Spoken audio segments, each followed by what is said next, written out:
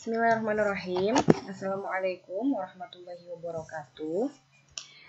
Selamat datang kembali di video pembelajaran kimia dasar.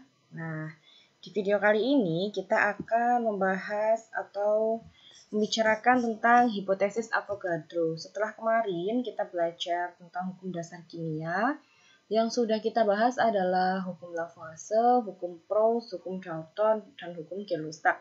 Dan yang terakhir ini adalah hipotesis Avogadro. Isi dari hipotesis Avogadro adalah pada suhu dan tekanan yang sama, perbandingan volume gas yang volumenya sama, memiliki jumlah molekul yang sama pula. Jadi pada saat itu, Avogadro itu ingin membandingkan volume gas yang volumenya itu sama pula, maka akan memiliki jumlah molekul yang sama. Nah, ini disebut hipotesis Avogadro karena Bapak Avogadro itu hanya memperdalam eksperimen yang telah dilakukan oleh Bapak Gay-Lussac terkait hukum volume. Nah, Avogadro menyatakan bahwa partikel unsur tidak selalu berupa atom yang berdiri sendiri, melainkan bisa membentuk molekul-molekul unsur, misalnya hidrogen, oksigen, nitrogen, dan fosfor. Berdasarkan pemikiran tersebut, akhirnya Avogadro berhasil menjelaskan hukum Gay-Lussac dan membuat hipotesis. Nah, sebagaimana yang sudah saya sebutkan tadi, bahwa hipotesis Avogadro ini awalnya berkembang dari eksperimen yang telah dilakukan oleh Bapak Gay-Lussac terkait keadaan suatu atom apabila memiliki volume tertentu. Saya ingatkan kembali bahwa hukum Gay-Lussac itu menyatakan volume gas itu berkaitan dan berhubungan dengan koefisien reaksi yang telah setara. Nah, lanjut ya. Ini ada contoh.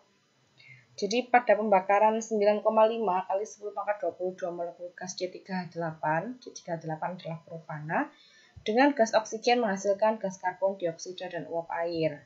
Tentukan persamaan reaksi, jumlah molekul gas oksigen, jumlah molekul gas karbon dioksida, dan jumlah molekul air ya, ini maksudnya ya, bukan gas H2O. Nah, kita buat persamaan reaksinya terlebih dahulu. C3H8 adalah propana yang dibakar, artinya dia direaksikan dengan oksigen. Pembakaran yang sempurna atau pembakaran yang dilakukan terhadap hidrokarbon biasanya akan selalu menghasilkan karbon dioksida dan uap air. Atau kalau pembakarannya tidak sempurna, pasti akan menghasilkan karbon monoksida. Pada reaksi kali ini sudah ditentukan bahwa hasil pembakaran tersebut adalah karbon dioksida dan uap air. Kemudian kita buat persamaannya seperti ini. Kita pastikan bahwa reaksinya itu sudah setara, sehingga jumlah atom yang berada di kanan sama dengan jumlah atom yang berada di kiri.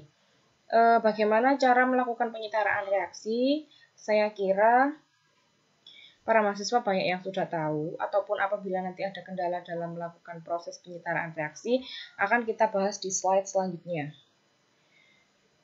Kalau kita lihat seperti ini, C3H8 ditambah 5 oksigen akan menghasilkan 3 karbon dioksida dan 4 H2O.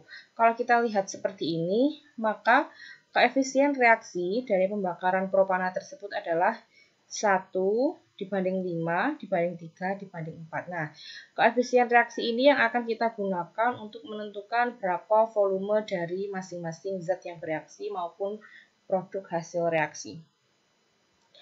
Kalau kita lihat untuk pertanyaan yang B adalah jumlah molekul gas oksigen. Nah, kita bisa menggunakan rumus dari Bapak Avogadro yang menyatakan bahwa koefisien X dibanding dengan koefisien Y sama dengan volume X dibanding dengan volume Y, dan sama dengan jumlah molekul X dibanding jumlah molekul Y ya maksudnya.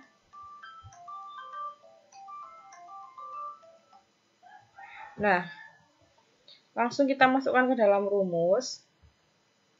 Maka koefisien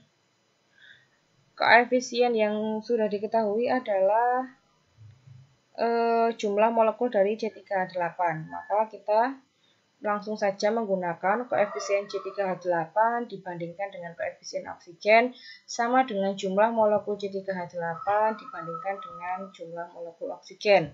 Maka kita peroleh perbandingan 5:1 dikalikan 9,5 kali 10 pangkat 22. Setelah dihitung sedemikian rupa, maka hasilnya adalah 47,5 kali 10 pangkat 22 molekul. Untuk pertanyaan yang poin C, kita diminta untuk membandingkan jumlah molekul gas karbon dioksida bila dibandingkan dengan jumlah molekul gas propana. Maka kita lihat perbandingan antara koefisien karbon dioksida dan propana adalah 3:1. Kemudian kita kalikan dengan nilai yang sudah diketahui, yaitu jumlah molekul C3H8. Setelah melalui proses perhitungan, diperoleh bahwa jumlah molekul gas karbon dioksida yang terbentuk pada akhir reaksi adalah 28,5 kali 10 pangkat 22. Untuk yang selanjutnya ditanyakan adalah jumlah molekul uap air. Jumlah molekul uap air, kalau kita lihat di sini perbandingan koefisiennya adalah 4. Kemudian kita bandingkan dengan koefisien dari propana. Sehingga kita peroleh perhitungan 4 dibandingkan 1 dikali nilai yang sudah diketahui, yaitu nilai dari jumlah molekul propana. Sehingga kita peroleh perhitungan 4,4 dibanding 1 dikali 9,5 kali 10 pangkat 22. Yang hasilnya adalah 38 kali 10 pangkat 22 molekul H2O. Seperti itu. Saya pikir ini sangat sederhana contohnya. Karena hipotesis Avogadro ini sudah bisa kita gunakan untuk menentukan volume dan jumlah partikel hanya dengan mengetahui koefisien reaksi yang sudah setara. Sehingga apabila kita temukan soal-soal yang serupa seperti ini, maka kita bisa mengerjakan dan mencari jawabannya dengan mudah dan benar. Kemudian ada soal tambahan, ini adalah soal yang berkaitan dengan hipotesis Avogadro. Silakan disiapkan alat tulisnya, di-pause videonya, kemudian dicatat soalnya dan dikerjakan. Harapannya dengan mengerjakan ini, mahasiswa yang sudah mempelajari hipotesis Avogadro bisa langsung menerapkan dalam kehidupan sehari-hari, bisa langsung menerapkan dalam soal, sehingga ketika ujian diharapkan mahasiswa tidak perlu kebingungan dan kesulitan mengerjakan soal-soal yang serupa. Soalnya adalah sebanyak 9 liter gas oksigen mengandung 9,4 kali 10 pangkat 22 molekul. Pada suhu dan tekanan yang sama, hitunglah jumlah molekul 36 liter gas karbon dioksida dan volume 9,8 kali 10 pangkat 23 molekul uap air. Ini sama dengan soal yang sebelumnya kita kerjakan, sama-sama menggunakan hipotesis Avogadro, sehingga volume yang telah diketahui bisa digunakan untuk mencari jumlah molekul zat atau senyawa yang belum diketahui.